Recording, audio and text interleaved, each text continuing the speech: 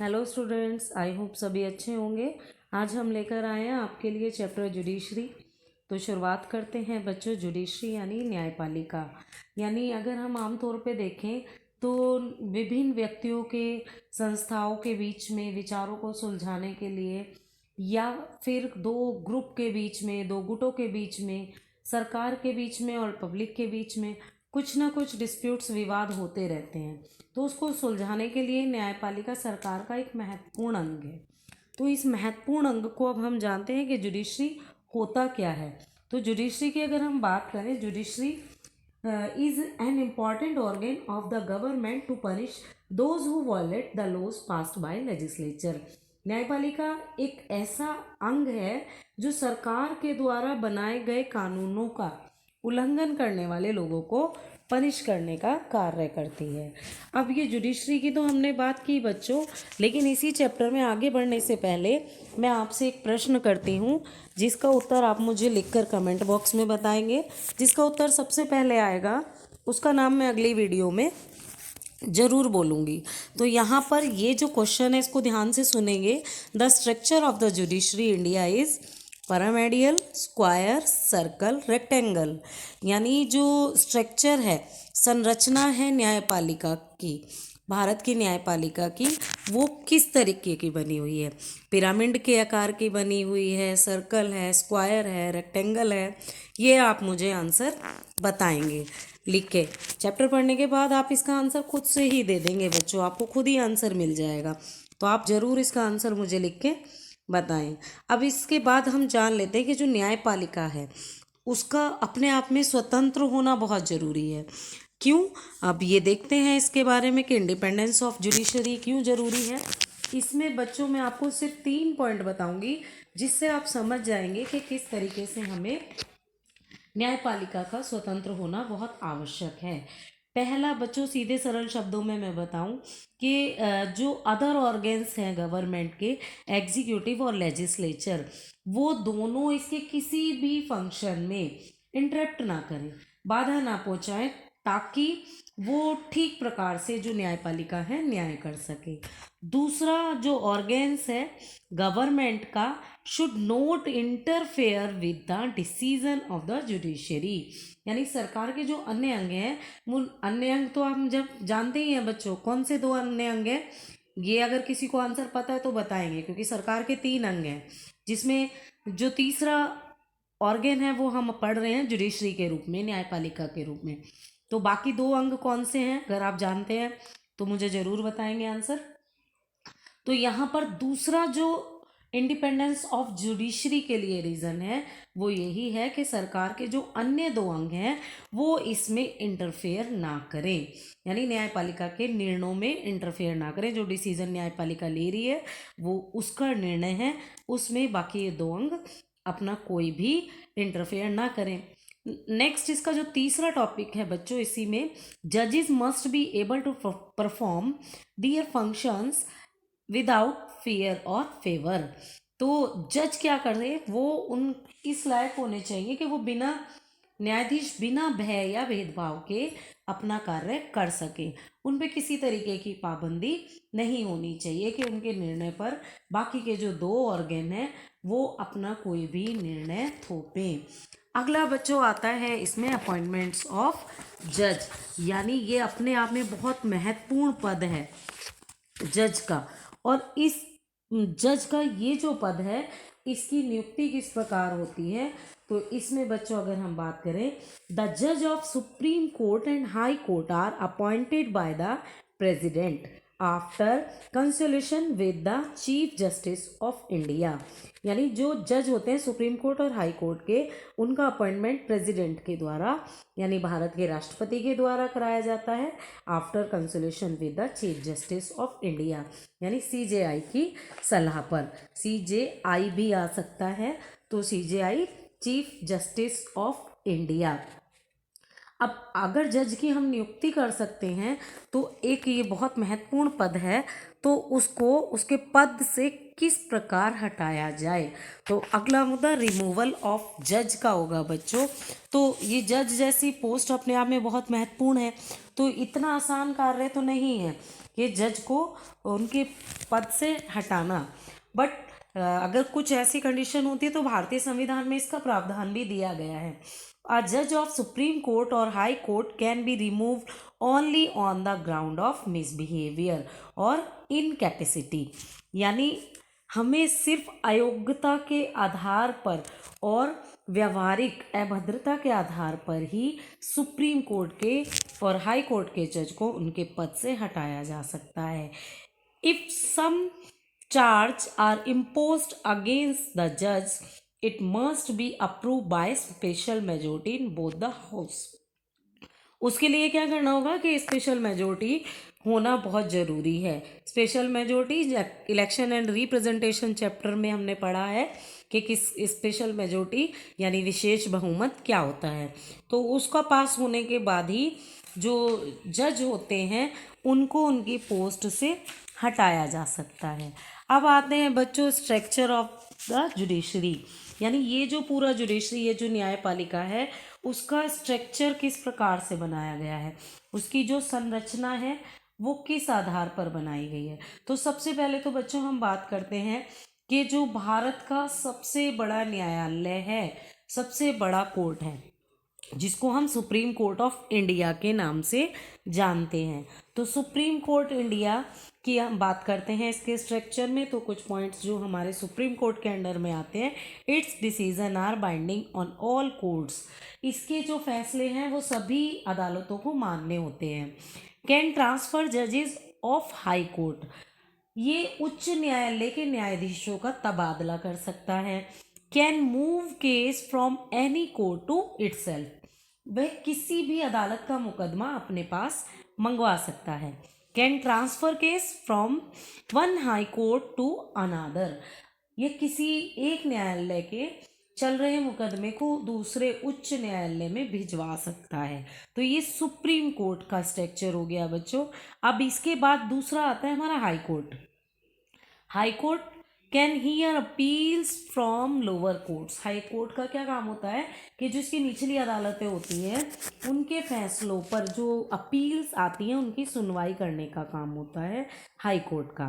Can issue Ritz for restoring fundamental rights, ये मौलिक अधिकारों को बहाल करने के लिए रिट जारी करता है बच्चों। रिट अपने आप में प्रश्न पूछा जाने वाला परीक्षा में बहुत महत्वपूर्ण टॉपिक है। तो रिट जारी करने का काम हाई कोर्ट कर सकता है। Can deal with case with the jurisdiction of the state, अब ये राज्य के क्षेत्र अधिकार में आने वाले मुकदमों का भी निपटारा करता है। इसके साथ साथ ये जो इसके अंदर अधीनस्थ अदालतें होती हैं उनको पर्यवेक्षण का काम या नियंत्रण करने का भी काम करता है। तो इसके बाद तीसरा क्या आता है हमारा इसी में, डिस्ट्रिक्ट कोर्ट। डिस्ट्रिक्ट कोर्ट यानी जिला अदालत बच्चों। तो जिला अदालत में क्या होता है, deals with cases arising in the district, तो जो निचली अदालत में जो दायर मुकदमे होते हैं उनकी सुनवाई करने का काम जिला अदालत करती है, और उसकी निचली अदालतों को फैसलों पर की गई अपील की सुनवाई भी जिला अदालत करेगी, और जो गंभीर किस्म के आपराधिक मामले होते हैं उनको भी फैसला देने का काम जो है जिला अदालत यानी डिस्ट्रिक्ट कोर्ट करती है। तो इसके बाद हमारा आता है सब कोऑर्डिनेट कोर्ट। सबऑर्डिनेट कोर्ट्स में क्या होता है बच्चों, considered case of civil and criminal nature, इसमें जितने भी फौजदारी और दीवानी वाले मुकदमे होते हैं ना उन पर विचार किया जा सकता है। तो ये स्ट्रक्चर ऑफ जुडिशरी की बात करें तो सबसे पहले आता है सुप्रीम कोर्ट, सुप्रीम कोर्ट के बाद आता है हाई कोर्ट, और हाई कोर्ट के बाद डिस्ट्रिक्ट कोर्ट, डिस्ट्रिक्ट कोर्ट के बाद सब ऑर्डिनेट कोर्ट होता है। तो ये चार जो है स्ट्रक्चर हमने पढ़े, स्ट्रक्चर ऑफ द जुडिशरी। अब इसमें बच्चों आते हैं jurisdiction of the supreme court.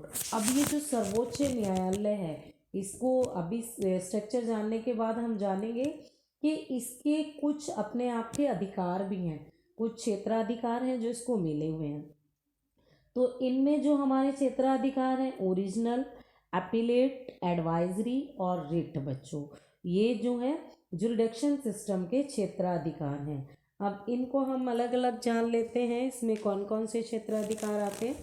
सबसे पहला हमारा ओरिजिनल। ओरिजिनल जुरिडिक्शन में बच्चों क्या होता है कि ये मौलिक अधिकार है। मौलिक अधिकारों का अर्थ क्या होता है कि कुछ मुकदमे की सुनवाई सीधे सर्वोच्च न्यायालय कर सकता है।